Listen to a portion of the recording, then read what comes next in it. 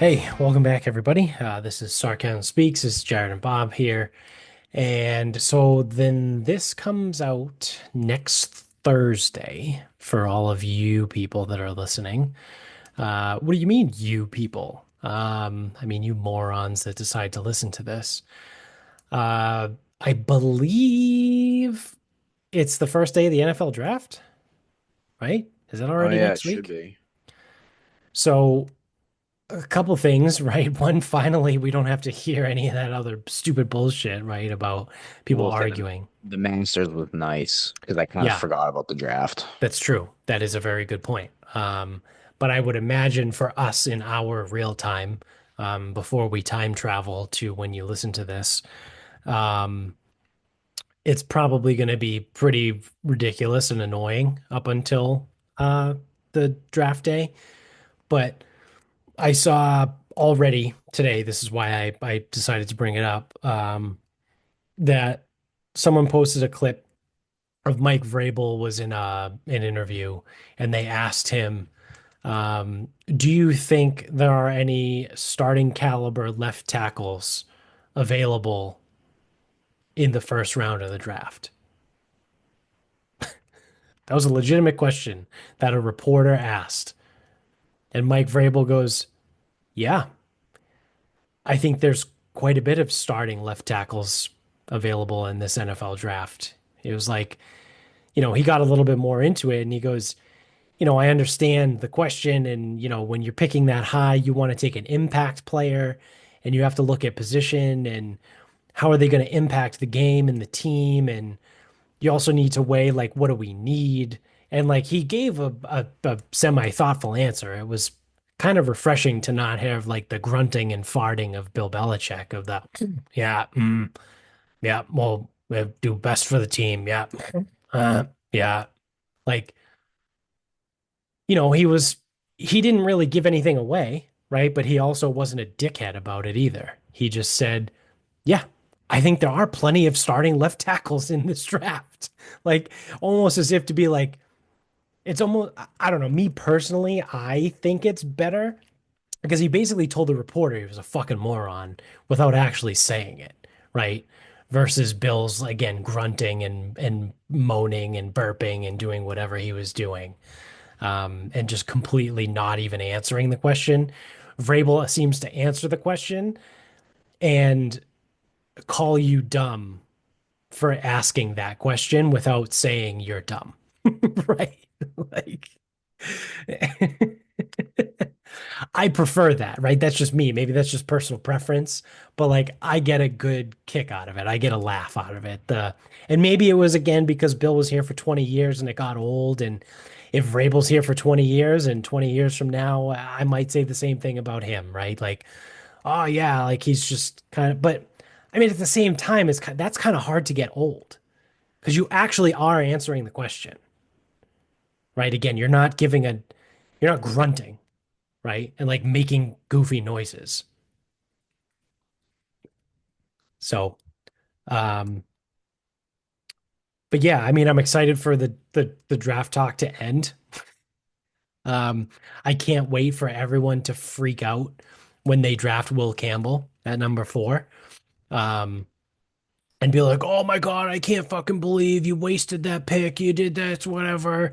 It's like, okay, all right, but we always come back to, I mean, you are very good at this. You are very consistent on your take, as you consistently remind people they still don't have a left tackle on the roster, right? So you need one. Um, you could get the best one in the draft at number 4. So you need one. It's the second most important position on offense behind quarterback. Again, you don't have one. Um, and you could get the best one available. Seems like a no-brainer to me. Well, you would think, but um, I mean, the only caveat I will throw in there is if by some fucking stretch of the imagination that Abdul Carter does not get drafted, um, I think you almost have to take him and then hope that you can get a decent tackle in the second round or trade back up into the end of the first round to get a left tackle or something. Like again, I'm not an NFL scout, right? Clearly. I'm an asshole on a podcast. Um, and there's a reason why I'm not an NFL scout. But everything that I'm seeing from the people that I at least respect or think that they know half a shit about football say that this Abdul Carter kid is the real deal, right? Like he's legit.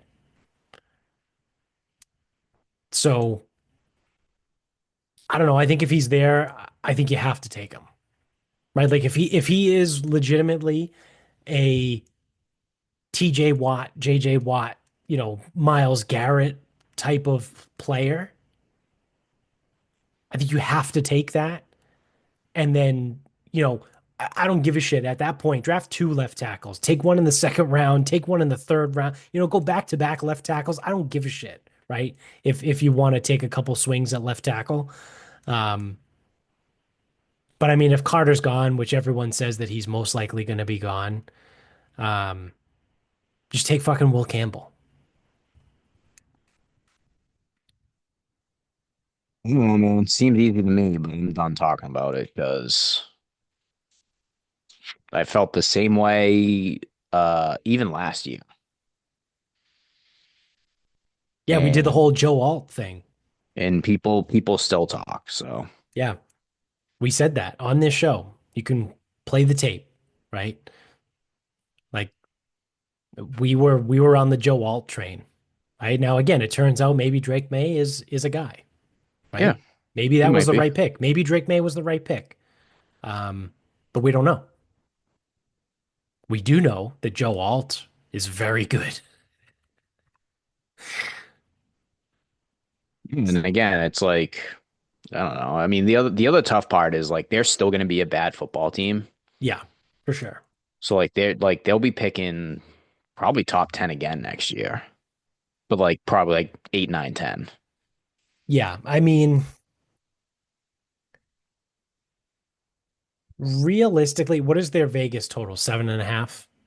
It's not out yet or the real numbers aren't out yet because the draft hasn't happened. Yeah, okay.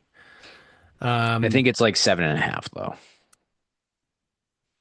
hey, I mean, I think that's spot on. I think this is probably a 7 to 9 win team. I think your ceiling, your absolute ceiling is 9 wins. Um, but I think you're more likely to be somewhere at 7. I think a 7-9 season is exactly what you can expect. Again, this team won 4 games 2 years in a row. So yeah, they added some pieces, right? The defense should be phenomenal. And I think the coaching does matter, right? And you have a much better coach now than you did last year.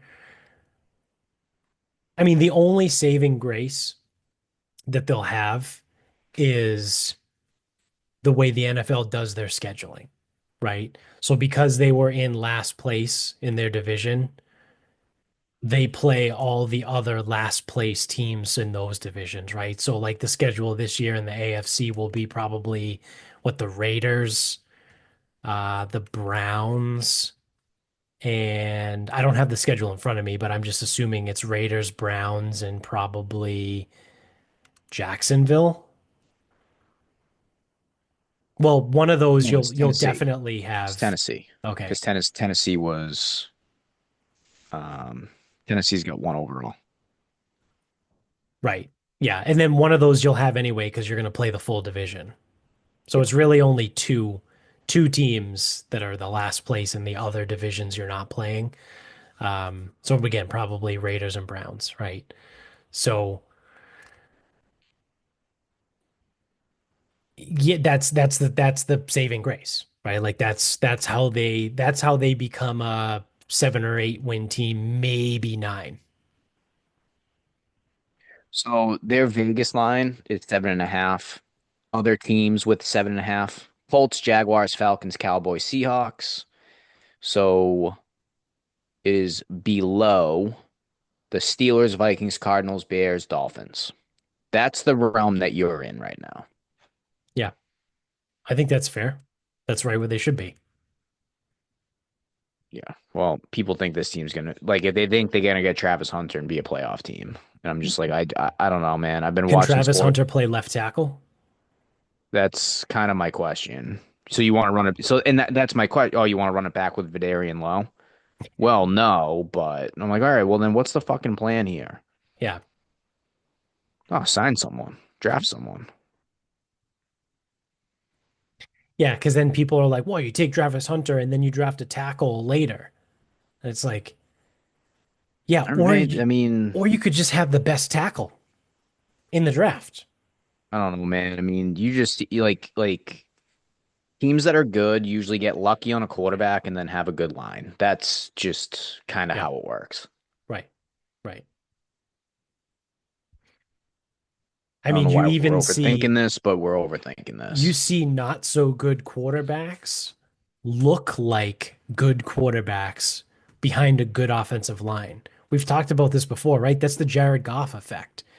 Jared Goff sucked in St. Louis, right? I think because I don't think he might have played in LA for like a year before they traded him. But when he was on the Rams, right, they were predominantly in St. Louis, and he sucked. He was bad. That's why they traded him. He was the number one overall pick. And they were like, yeah, we don't want this guy anymore.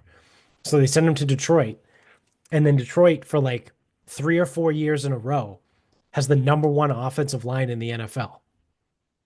And when you know Jared Goff looks good all of a sudden, what happened? You think Jared Goff is just magically good? Now, again, some of that could be coaching, right? The Ben Johnson effect. We'll see this year, right, with a different offensive coordinator. But that offensive line is still very good. So, you know, Jalen Hurts, we've done this. Not a very good quarterback. Fantastic athlete. You know, people forget he squats 900 pounds. Um, but again, the Eagles, one of the best offensive lines in the NFL for a long time. And everyone's always go, oh, Jalen Hurts, Jalen Hurts looks great. You know, like what happened to the fuck? Who was the Steelers quarterback? Not Russell Wilson. Who was the quarterback before Russell Wilson? Did they run him back with Mason Rudolph 2 years ago? Oh, it's Kenny Pickett. Oh, Kenny Pickett. Yeah, all right. So never mind. That's kind of a bad example because they had a terrible Pittsburgh had one of the worst offensive lines in the NFL, but they also had really bad quarterbacks too. So that's a bad example on my end. Um, but yeah, like it works the other way, right? A bad offensive line. Look at Dak Prescott, right? Dak Prescott made $50 million or whatever he made at the time, 40 million whenever he signed his deal, 45 million. At that time, Dallas had the best offensive line in the NFL. That offensive line in like 2022 was unbelievable. You had what? Tyron Smith, Ben Martin, or Zach Martin. Um, I forget who their center was. He just retired, like literally like 2 months ago. He just Isn't retired. that isn't it Zach Martin? Was Because I don't that think was Zach he the Martin was a center? center. Yeah. So then I'm blanking on the left guard. Well, I think it was Martin. I don't think Martin's a center. 2022 Cowboys offensive line. Let's see how quickly. I don't know why I even bother at this point. I should just go right to ChatGPT.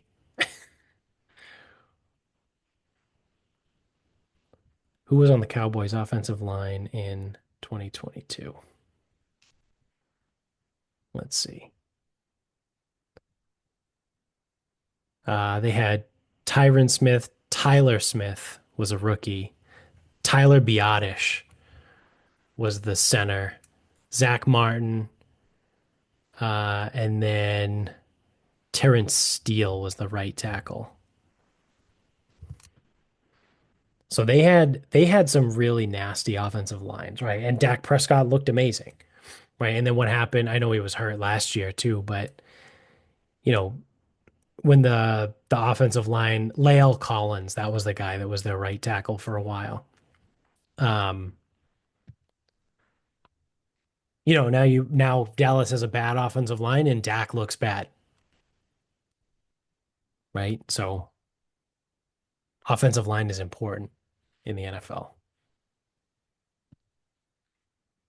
Not some fucking gadget player who can play corner and then get 15 to 25 snaps per game on offense, right? Especially when, you know, people around here were laughing like you already have one of those guys. You already have Marcus Jones. Now, I know Marcus Jones probably isn't as good as Travis Hunter, but you already have one of those guys. You want another one? Well, I also can't talk about Travis Hunter because I kept calling him a D-back and people kept telling me he's not a D-back. So I don't Yeah. know what I'm talking about. No. Yeah. No, they say he's a receiver. He's coming out as receiver. I go, consider me confused then, because that's fine. This whole time I was under the impression that he was a D-back. Yeah. I mean, like the real NFL scouts have him as a D back. And then he gets, like I said, somewhere between 15 to 25 plays a game on offense. I just don't care. And I mean, in the NFL, right? Again, we talk about this all the time. The NFL, you're not really running by guys, right? Again, Travis Hunter played at Colorado, right? Again, they're the Mountain West, right? Like you're playing against, No, they're the Big 12. yeah, all right, that's fine. But still, the Big 12 isn't what it used to be. So, they play against, what, Colorado State. They play Boise State. Like they don't play, they're not playing Florida, Texas, Ohio State, Michigan, Penn State, right? Like they're not playing those guys. Clemson, South Carolina even, right? Ole Miss even. Like they're not playing those guys. Um, so yeah, you see highlights where he's like running by a dude. It's like, yeah, he played fucking Miami, Ohio. Like I don't know if they actually played that, but like that's the caliber of that you're playing, right? Like you're not. I don't know. It's easy to look good when the competition's not as great, right? And I've been wrong about like that. That's again what I've thought about the guy apparently has been wrong the whole time. So Yeah. I don't know. I don't give a fuck. It's you have to go to the other thing too to kind of like piggyback off of what I said before about the NFL. Everyone basically was the best in their college team. If he's a D back, right, and he gets a few plays here and there on offense, these guys know that he's going to get the ball, right? Like if he's only on the field for like 17 offensive snaps per game, they're probably going to target him on like 10 of those, 10 to 12 of those 17 snaps, right? Like they're going to know, oh, Hunter's on the field. All right, let's lock him down, right? And like, yeah, you could make the argument that's going to free up someone else to be open. Yeah, that's a fair point, right? So like you're affecting the game without having a direct effect, but I I just don't see it. I don't know. Again, not an NFL scout, but I just don't see it. Again, on paper, as a dummy, right? We do this from time to time, right? Where we talk about, betting angles and stuff like that. And we're like, oh yeah, no, obviously you would just bet on, you know, you would bet on Texas to beat USC, right? Just to pick a random thing. Like, yeah, like if you just came up to me knowing nothing about the game, oh, who would win in a football game?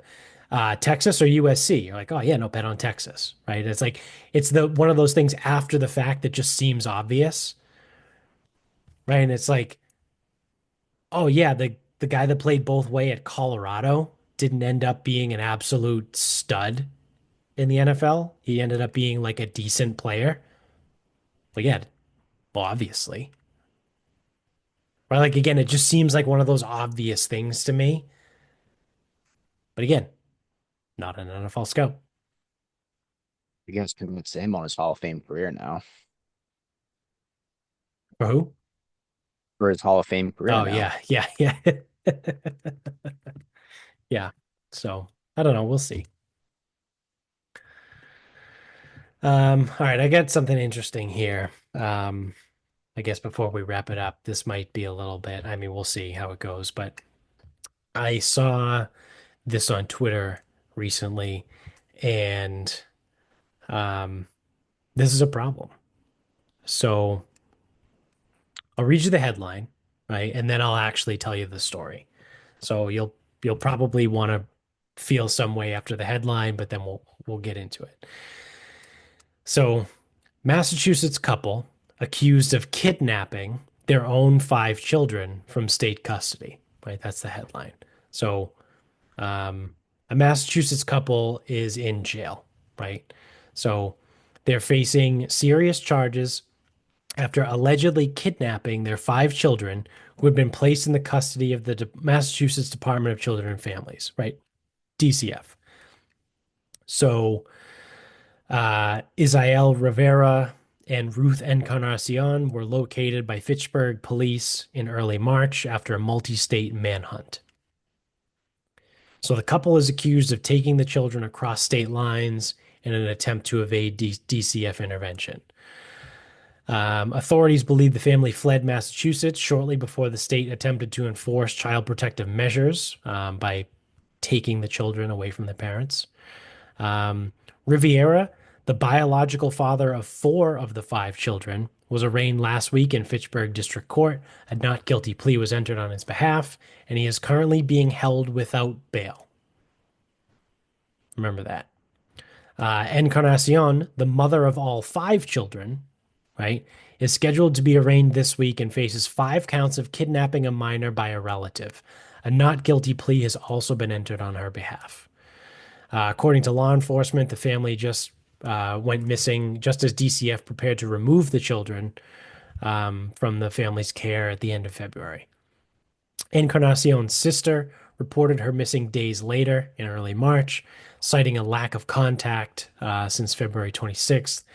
DCF officially reported the five missing children on March 5th, triggering a state and federal search. Court documents indicate that DCF had opened a case against the couple in February after a pediatrician flagged signs of neglect involving the youngest child, a 9-month-old. DCF intervened shortly thereafter, but by then the family had reportedly left Massachusetts. So, on the surface, right, kind of seems like a straightforward, like maybe a little bit goofy. Like, how can you be guilty of kidnapping your own children, right? And DCF hadn't actually, again, I'm not a lawyer, but like just on the surface, DCF hadn't officially taken custody of the kids, right? Like they might have been planning to, but they still technically weren't in the custody of DCF, right? So like how are you going to kidnap your own kids to go to a different state? That also seems kind of weird. Um, and again, signs of neglect, right, for the 9-month-old child. Um, do you want to gather a guess what happened to open this DCF case on the neglect on the 9-month-old? Why don't you just go ahead and tell me? Yeah. So, because there was, this is the fourth website, by the way, that I went to get the full story. The first three websites, the story ended there. That was it.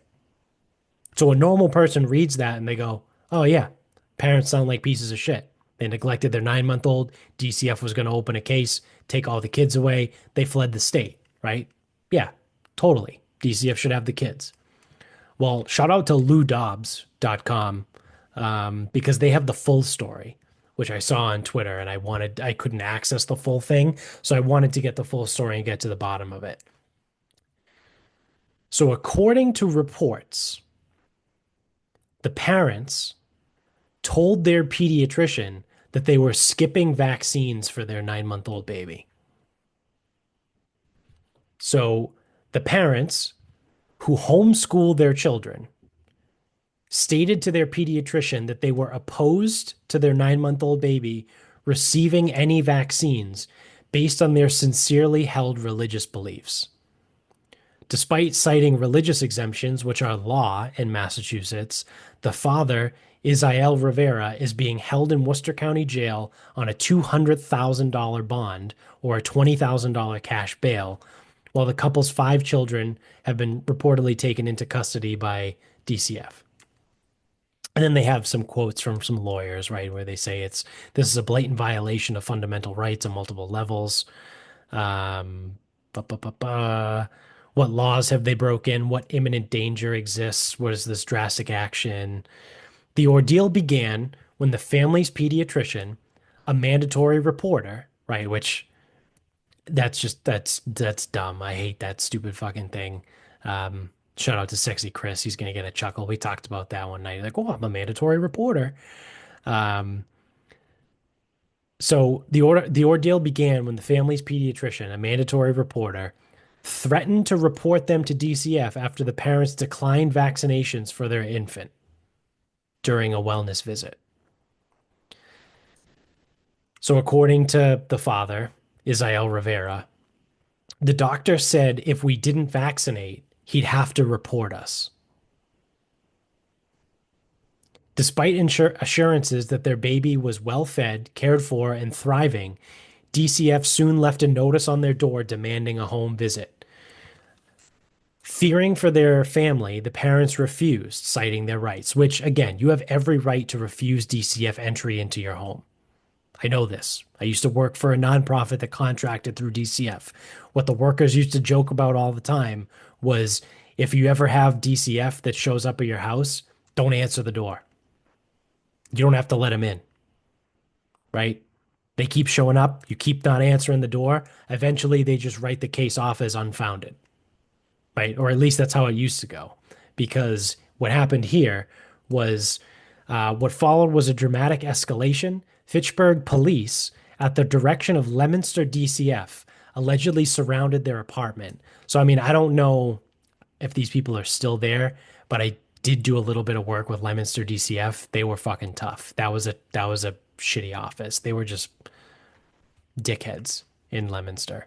Um, so Leominster DCF and Fitchburg police surrounded their apartment, banging on doors and circling the property for up to 30 minutes.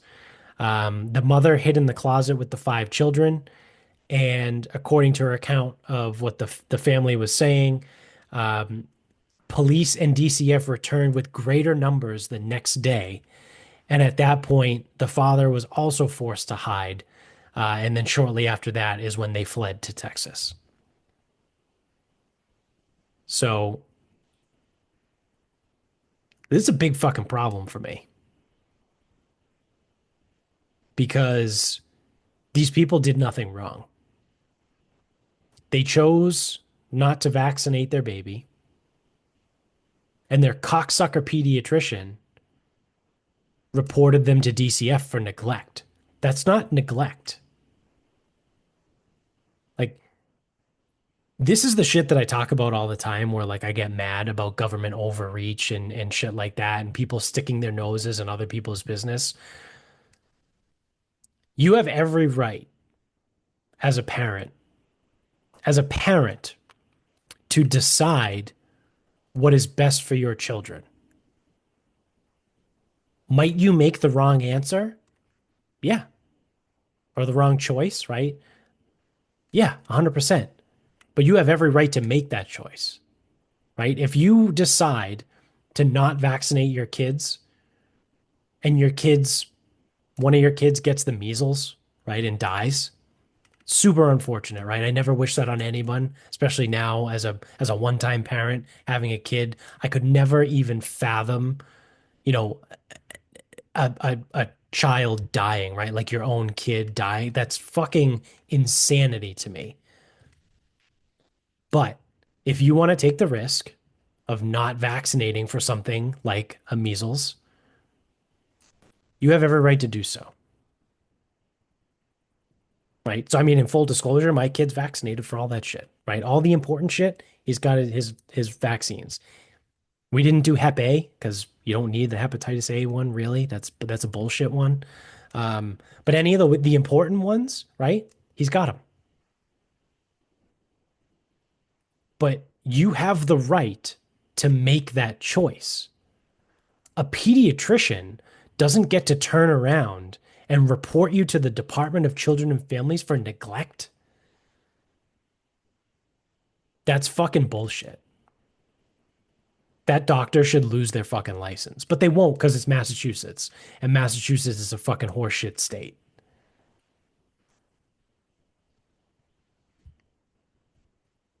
So just to put a button on that, um, it sounds like a lot of work for all parties involved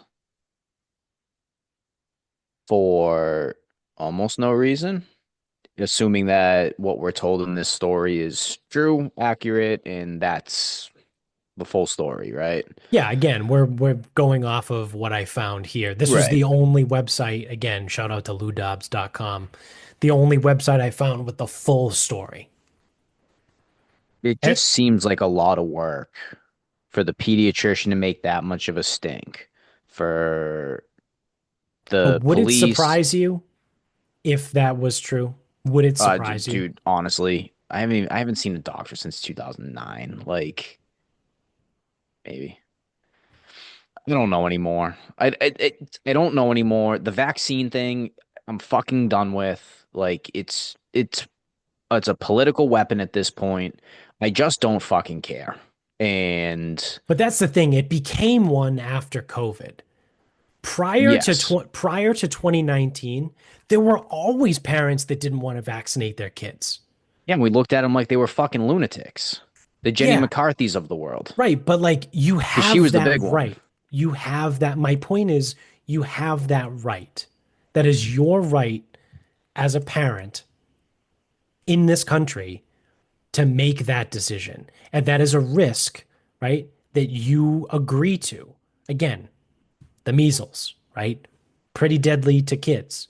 If you choose to not vaccinate your kid for measles and your kid gets the measles and dies, that is a risk that you took. You have to accept that, right? But my whole point is you're allowed to do that. The government doesn't get to step in and tell you how to be a parent, right? Because this also kind of leads to a different point, not to go down a sidetrack here, but Chris and I were talking about this when we were together a few weeks ago. The whole what schools are starting to do now is that if one of the kids in school is starting to identify as transgender, a lot of schools have policies where they don't inform the parent.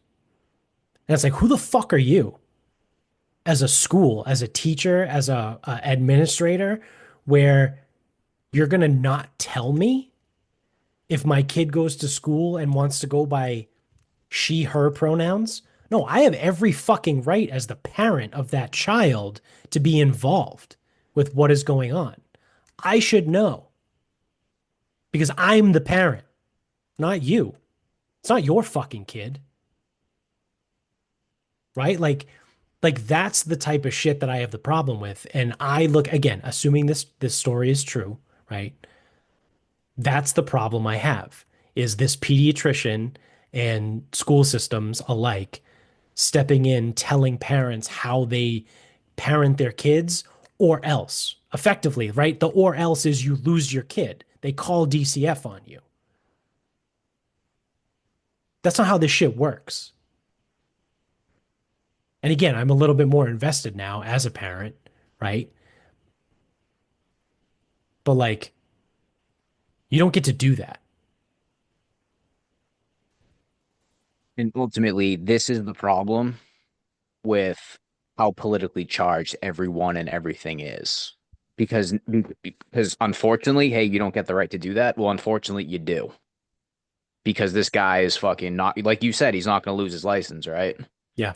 And that's why, again, like it doesn't affect me. I can't really have a strong comment one way or the other. I would like to think some information is missing from this story. Um, I hope so. I I hope hope it comes so out because it and doesn't, because logically this story doesn't make any sense in my head. And that's why I'm struggling with like an actual comment because the full beginning to end, there something has to be missing. There has to be, and I don't know what.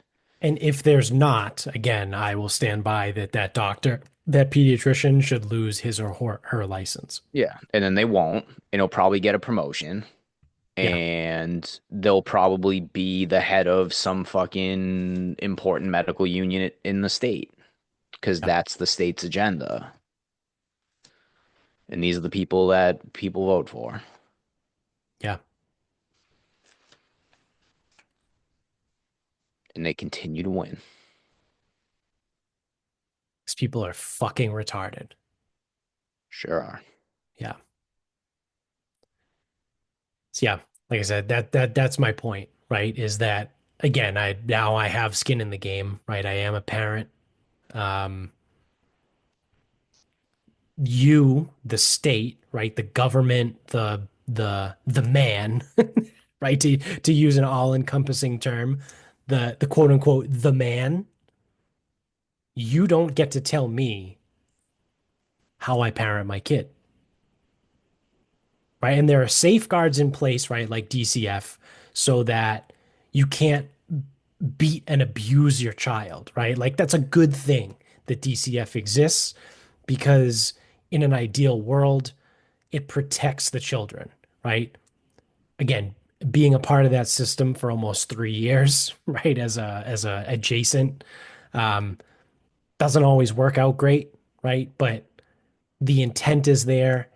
Um, and even though some of these kids end up in shitty foster homes and things like that, at least they're not being beaten, right? That's not awesome to say that, but it's kind of the reality of the situation, right? Just to be real about it. A lot of times the kids still end up being a little bit fucked up as they grow up. Um, but they're theoretically out of a dangerous situation. This isn't that. This is not that. And again, the same thing with the school thing and the transgender thing. Like, if my kid goes to school and starts saying, I want to be called fucking she, her, you pick up the phone and you call me and you say, hey, just want to give you a heads up. This happened today at school. Okay, thank you. Yeah, like you don't keep shit from the parents and you don't hold things over their head with the quote unquote or else, right? Comply or else, right? Or you lose your kid. Do what I say or you lose your kid. Fuck you. So that's my rant for the day. I want to wrap this up. We can wrap this up. Uh, Start today. Credit to Taylormade. They are bringing back the R7 in a mini driver Yeah. and Those are the my R. first clubs, I think. Well, the I first think it ones was I mixed. bought. I think it was mixed in there. And I just remember that R7 driver. I think it came out in 2007 because I remember going to the store and I remember that was the new club when I was in high school. So I think I ended up buying like an R5. But I remember the R7 was the one that came out, and then, even 10 years later, it was still like a club that people loved, and a guy I trained still plays one. So the R7 is one of those few like iconic Yeah. clubs that's come out, and yeah, TaylorMade's releasing a mini driver of it. So I had the R7 irons. I don't think I had the R7 driver. Yeah, Um, I think we went to Joe and Lee's and bought you like a handful of like decent irons. yeah, that was it was the used set. So the first used set that I bought was the R7. Um, that I think I eventually gave to Bill, who then also gave to Clovis. Like I think those things have made their way around. Yeah, I mean, started as a set that we got out of the basement at Harmon. Right. Yeah, that was the free set, right, that I got. And then after that year, then I bought the used R7s. I played those for probably a year or two. And then I got M2s, the M2 irons.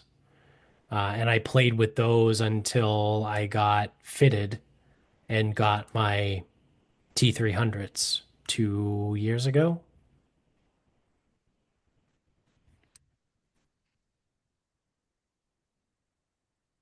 So I went free set from the basement to I don't want to call them shitty, but a very heavily used set from Joe and Lee's to a lightly used set to a brand new set. So what was that? 3 iterations of irons before I actually spent the money.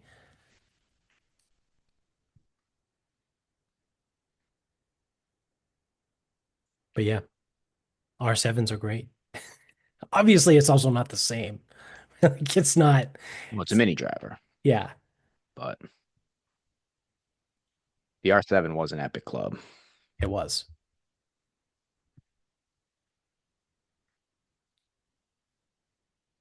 Uh, what do we got? What is going to be my final thought? Oh, all right, I got one.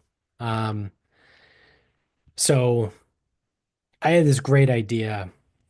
My work is implementing like this new AI thing. So it's Copilot, right? It's Microsoft's version of AI, which is Copilot. Um, so we're like trying to integrate it and like use it as much as we can in work and, quote unquote, make our lives easier and streamline and all the buzzwords, right? All the corporate buzzwords. Um, so we've had a couple meetings about it. We had another one today. And I had said a couple things here and there, and then someone in the meeting goes, "You seem to know a lot about like AI. Like, how often do you use it?" And I go, "Well, I'm going to be completely honest. Like, I don't use Copilot that much. I use it a little bit at work, but I have ChatGPT on my phone, and I use it literally every day."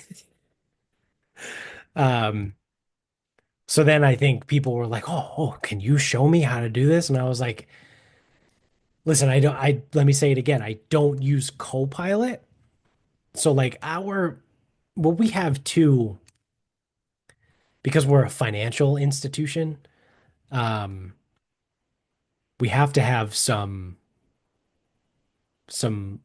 fucking bumpers on it, right? Like if you're bowling, right, you got to throw some bumpers up there. Because we can't have full on access to every file in our company. Like it just doesn't work from security standpoint. Um, so I think we have like a semi watered down version of Microsoft Copilot, but I mean, it's still interesting. It still does stuff. I still use it, right? Like I'll use it to, help write emails or like come up with formulas in Excel, right? Like I'll tell it like I need a formula to do this, right? And then it'll spit it out and you copy and paste it. So like I do shit like that. The basic stuff, but like I don't have all that stuff. But basically I was talking to someone else. This wasn't in this meeting. It was separate. I would never bring this part up. But I had an idea where, again, because AI is starting to be this big thing, and I'm really interested in AI. Like I'm very, very intrigued in it, and I want to learn more, and I'm trying to do my best to learn as much as I can about it. Um, I had an idea where I wanted to create an AI-based fitness app, right? Where do you want to develop my app? Um, Someone can just go to the app and say, I want to do an X workout right in this is what I have for equipment and this is what I have for time. I only have 25 minutes, right? Like I want to do this, this, and this, and I only have 25 minutes, right? And then have the AI spit it out as an app on the phone, right? Like, and maybe you can even be as specific as you want. Be like, in the 25 minutes, I want a 5 minute warm up and a 5 minute cool down. So they'll incorporate that and do whatever, right? And then and put something together. And I go, I feel like that's doable, right? So then I go, all right, so I asked ChatGPT and they were like, yeah, no, this is how you would do it, whatever. It puts like this whole thing. And then I go, fuck, I don't know how to code. Like, I don't know how to use like Python to like create an app. So then I go, what if I use ChatGPT to create the code for the app that uses AI, right? So you're using AI to write the code for an app that runs on AI that spits out fitness shit for people. So I asked it, can you do that? And they go, yeah, I can write the source code for this. They're like, you would have to then copy and paste into, the actual program, right? So I need to like download this program, but like I can have ChatGPT write the source code for this app, create the app that runs on AI, and then put it all together. So I've tabled it for right now. Um, because my computer, as has been well documented, I think is way too fucking slow because it's a 2015 iMac. Um, so I need to figure out how I'm going to do. I don't know if I'm going to use Amy's laptop or dig out my old MacBook Air, which is even older. It's like a 2013 MacBook Air.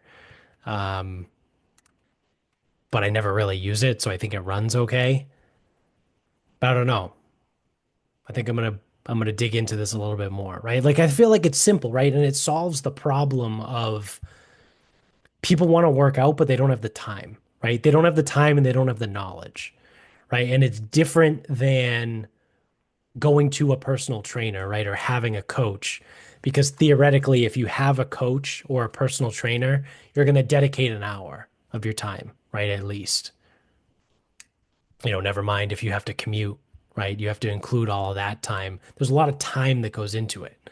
Um, but again, for someone that's like on the run, it sparked after we had that discussion, was that last week or 2 weeks ago, about how when I was ranting about how I can totally understand, where parents are coming from, where they have to get home from work, take their kid to baseball, pick up the other kid from soccer practice, and then stop for a pizza on the way home. Remember we had that conversation? Like that's what kind of spurred the thought. And then again, I just started running it through ChatGPT and it actually spit out code for it already. And I was like, let's table this. I'll come back to it. And they go, okay, I will save this memory in my, whatever archive. And when you want to go back to it, I'll pick up from here. Um, so yeah, I mean, I think it solves a legitimate problem for people. It's just actually building it, right? Yeah. And then is it going to be better than what other people are already doing too? That's the hardest part. Right, right. Because there are some AI powered fitness apps already, right? But it's more along the lines of like having someone write you a program, right? Like AI just writes you like you tell the AI what you want and it spits out a full program. I'm saying like you literally open this app up and you say, "Hey, Fitness GPT, right? I have 17 minutes today to work out, and all I have is a 35-pound kettlebell. Put something together for me in that constraint, right? Like it's more specific to a time constraint thing is what I wanted to solve the problem of versus like give me a 12-week hypertrophy program, right? And it spits that full body hypertrophy, right? And it spits that out. Because I've seen those apps. Like I did a little bit of research on it, and there are a few that exist. but that's kind of what it's based on. There's a couple that are like you input the equipment that you have, right, which I would also include, right, as part of mine. But again, my focus is the I just need something quick, right? Like I don't have an hour. I don't have the time to sit here and do 3 sets of 12 squat supersetted with, three sets of 12 GHDs, or then also move on to a bench press and a row and a thing. Like I just have a couple minutes. So I want to do something, right? Like that's my target right now. But again, I also need a computer that isn't from a decade ago to download this program and not crash my fucking computer.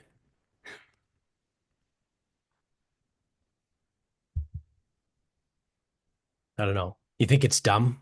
Like legitimately, I because think it's I'm dumb. I just because well, you know the deal. I don't even want to get too far into this. You know the deal. It's not the app that people need. yeah, It's true. Yeah, yeah, like the app because that's what it is. It's like I could fucking take a picture of Bill's garage right now, and there's like 4 16-minute workouts on the whiteboard. So it's how do you get people to do it? That's so it's like yes, the app's a feature, but how do you get people to be engaged, accountable, and not loyal, but like how do you get that part? Because the literal app, yeah, the literal app's a good idea. But yeah. like you could spend all that time making the app, and if no one's using it the way that you envision, then it's useless because Right. it's like, hey, this is a really good app that no one's using. It's like, cool. Yeah. It's not that good of an app then, or whatever. So it's like, Right. you know the deal, like with the industry, it's like the features, the what, the how, none of that even matters. And you know, to an extent, right? Because Right. but then it's Right. like because then you're blurring a tough line because it's like the people that already aren't. Is it the absence of an app is why they aren't? Now, for some people, the answer might be yes. Yeah. Um, so I don't know if it's a good idea. It might be a good idea. Yeah. Because It's like I probably a said, good idea for some people. I think my target demo is, you know, a parent, right? Like a parent that works a full-time Yeah. job. Yeah, no, it just goes back. So this goes back into like the actual like sales and marketing of like you know that there will be some people where this speaks to Yeah. because they genuinely don't know how to construct a workout in 16 minutes or 20 minutes and genuinely don't know how to do that. But you do know that there's still going to be the same people where it's like, oh, I don't have time. Well, I got this great app, whatever, and it still won't be fucking good enough. Yeah. It's like Yeah. this will spit. I got 15 minutes. Well, this will give you a 15-minute thing. Well, that's not a workout. Well, you just said that's all you have. Yeah. Yeah, but that's not like a real work. Like and that's like the hard part with anything you want to do. Online programming, remote programming, making an app, doing this, doing that, doing this. What you make could be unbelievable. And it could be the best idea you've ever come up with. And it's like Yeah. It was called Iron RX. It was people will 2 years too still soon. fuck it up. And You can that's build why a it's like great it don't matter what product, but I if people think. aren't ready to receive it, then it doesn't matter. No, because one of the most successful golf swing speed programs has been using AI for the last like 6 years. Yeah. And it does it all, it individualizes it all to you. It asks you like how much time you got, it assesses what your swings are at, it adjusts accordingly. And it's like, yeah, that one's unbelievable. And some people still don't use it. Yeah. They use something else or they look at something like people are weird, man. Yeah. You know it. Like, Yeah. I mean, my big thing too is like I want to be able to get into this AI swell somehow. think I just, about. So all I'm gonna do this is the final of the final thoughts. Think about what you like as opposed to what you know, and see if that opens any doors for you. Yeah. Well, I mean, the only other thing it would just be goofy because I thought about like sports betting, right? Like using AI in sports betting, but That might be that's too difficult. that's what I You gotta mean. you might need to think a little broader Yeah. in that like so what a lot of people say is like, oh, I just want to help people. And it's like, okay, well, being a fucking personal trainer is the least efficient way to help people. So it's like, say you're like, all right, well, I really want to help people. Or I want to teach people. You taught before. It's like, I want to teach people. It's like, okay, that's what you really want. I really want to teach people. It's like, okay, well, now let's fucking double back off that. Yeah. So if you want to utilize AI, because you know the other deal with the fitness industry, right? Now you're in a fucking shark eating competition here. Yeah. You're out there with all of that fucking like everything that comes with that. Yeah. And again, like no matter how good your app is, it's like, oh, well, my friend did something on the tonal app, and it's like, oh God, here we go. Yeah. Yeah. So there's probably an avenue. Just remember though, it's especially with fitness, because I don't know other industries as well. The quality of the app don't matter. It's the quality of the person that you're working Right. with. Right. So 'Cause that's I the don't thing know. is, if you need like, because think about it in the most stupid of ways, right?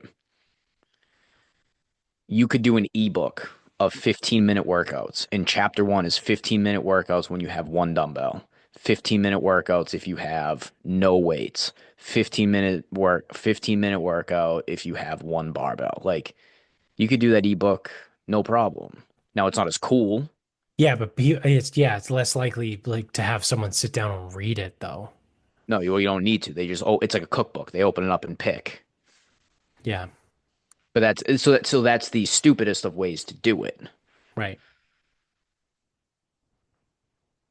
So there's a path there to find something. Just you know the fitness industry, dude. Like, think about what you're dealing with. Yeah. Because then the other piece is like, remember, like you've identified who's it for, but you then have to identify how does it benefit them, Right. and it's got to be hyper specific to that. 15-minute people who want to lose weight, 15-minute people who want to get strong, like, and then it's like, well, 15 minutes to get stronger, and it's like, sure, 15 minutes is enough, and it's Yeah. like, well, 15 minutes to lose weight, and it's like, sure, that's enough. You know the deal. Like, fucking, this industry sucks. Yeah. That would be my only piece to give you. Think broader. And then if you land back on fitness, then you land back on fitness. Like, that's doesn't matter. As long as you give it enough thought before you jump into it and make sure it's something. Because the other piece is you gotta want to do it. Right. And just because you know fitness to an extent, like, doesn't mean you want to sit there and be doing technical support on a fucking app that all it's asking you to do is row, press, squat, and RDL in repeat for 15 minutes. Yeah. And then you're going to be handling fucking tech support on that. It's like, fuck.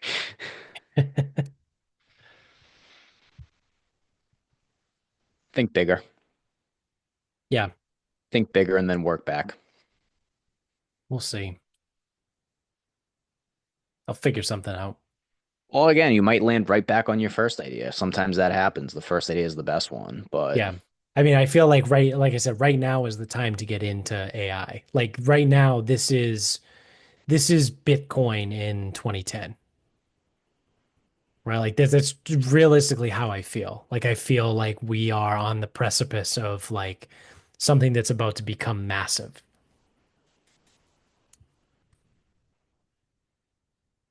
So I just got to figure out how to use it. think bigger, work back. Yeah. All right.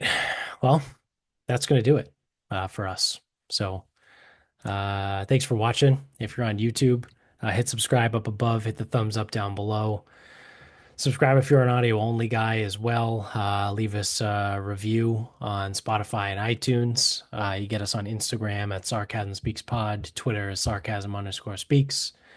Facebook is Sarcasm Speaks. Check out the sponsors in the show notes. Support them, support us.